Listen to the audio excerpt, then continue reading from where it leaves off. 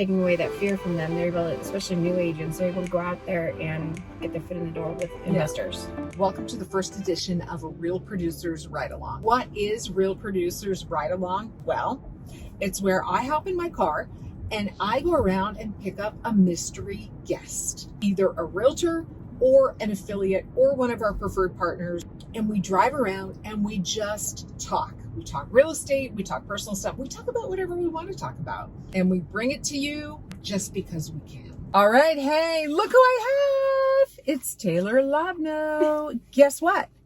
Taylor was just crowned, drumroll, Affiliate of the Year for eCar, right? Yes, for Emerald Coast Association of Realtors. Affiliate of the Year. Yeah. You guys, that's why she's with me on my Real Producers Ride Along. Come on, hello. Who else would I pick? Are you excited about that? I am. Thank you. I'm honored to be here. I'm very excited about the award. Not expecting it, so it was a big shock. You weren't expecting it? No, I heard that I was nominated, and then the night before, I had about 9 people call me to make sure I'd be there. So I didn't understand. I was like, I'm everywhere. Why would I not show up? And right. And you are everywhere. And yeah. So this is the thing. So I didn't know anybody here in the real estate community when I launched Emerald Coast Real Producers. Mm-hmm. Taylor was one of the people that I was told right off the bat that I needed to know. And so once I got to know her, I'm like, yes, I absolutely need to know her because you are so connected. Here we go.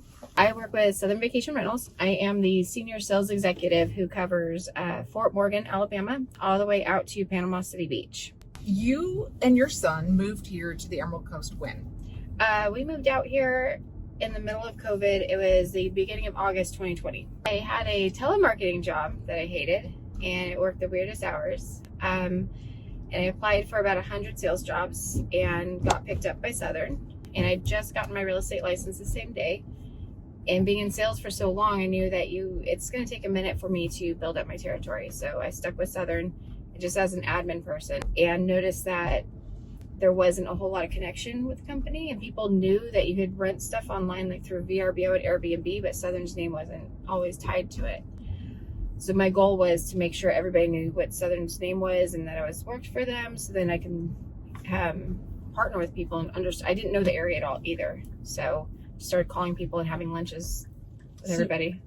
So you basically just had to make connections really fast. Yeah. Just were people like, who are you? Like, what are you doing? They were, and this was beginning of 2021, and it was right after the market shifted into hyperspeed. So the first task after I got all of our contacts organized in our CRM was, hey, we have all these properties getting listed. By the end of that week, we had 42 listed. 42 by the end of that week. And of those 42, the next 3 days, 20 of them were already under contract and getting ready to close. And that's how I started realizing who did what where and how the real estate industry really worked. And everything was going fast in 21. People couldn't buy stuff fast enough. And at one point we had over 150, what we call them seller properties, homes that we manage that are listed at the same time too. And then seeing where there was a breakdown on how realtors work with property managers, and I didn't have education on my side of their stuff, and they didn't have education of our process. And that's where I started doing short-term rental panels, education, working with eCar. That's the key.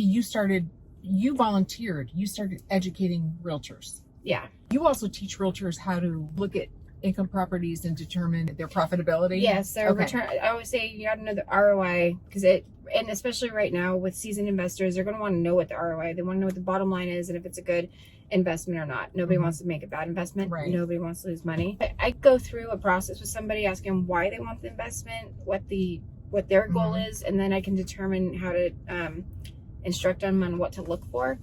But so you're educating realtors and clients alike. Exactly. Both. Okay. A lot of things that I've messed up in my life have been from fear and then and that comes from not knowing. And the more people know, the more they understand, the better result they're going to end up having. So taking away that fear from them, they're able to, especially new agents, they're able to go out there and get their foot in the door with investors. I go to all the events, and I do go to a lot of community events. So it's just me and my son, and I don't care to stay home and watch TV. I worked for Comcast and AT&T previously, so TVs were on at the store all the time. So by the time I got home, I don't want to see another screen. Yeah.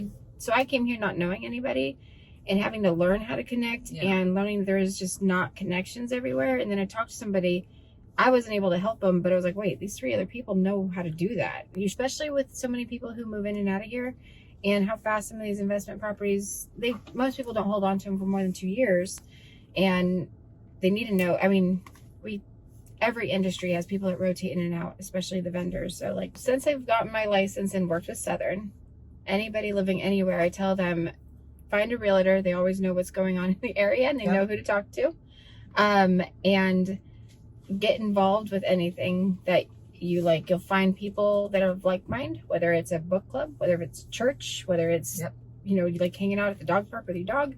You'll end up meeting people that it's hard to start over. And I lived in California for 36 years Right. in the same area, so it was brand spanking new. We had nobody here, and that's how we got connected, is honestly going to church, and I showed up to any networking event that fit my schedule. I do real estate part-time. It's mostly through my sphere. Most people didn't realize I had my license because I don't do much marketing for it.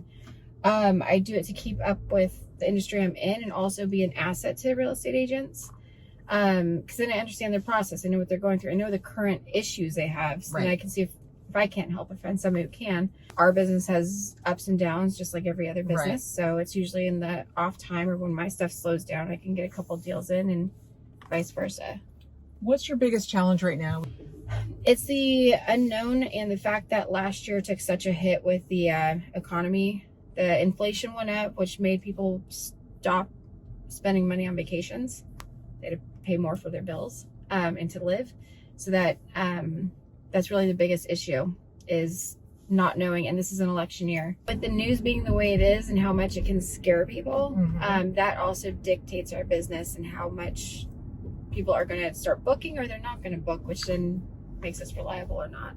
I really just am honest and say, hey, this is what we know right now. And if I see stuff start to turn, like see a trend change, I'll proactively call people, especially on our program, saying, hey, by the way, I've noticed this, be prepared.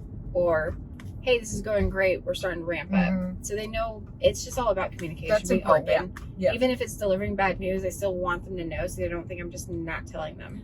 Okay, rapid fire. Favorite local restaurant? Cafe Marina. Okay. Favorite coffee shop? MJ's up in Niceville. Favorite realtor? Me. Favorite ice cream flavor? Strawberry. As long as it's got the real strawberries. Oh, yummy. Facial hair or no facial hair? On me, none. And the question everyone wants to know, are you single and looking? I'm single and looking. Ooh. Anything else, Taylor, that we need to know about you that I'm not covering?